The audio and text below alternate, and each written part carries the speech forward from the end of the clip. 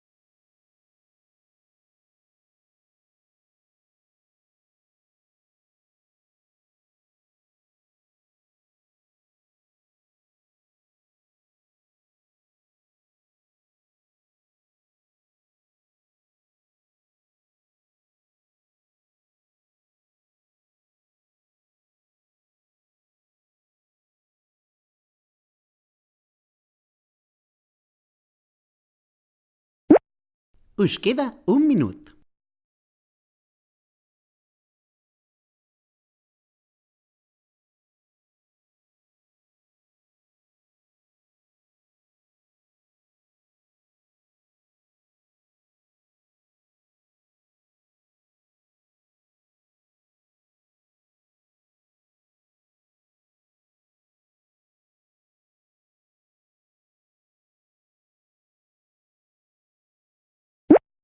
Us queden 30 segons.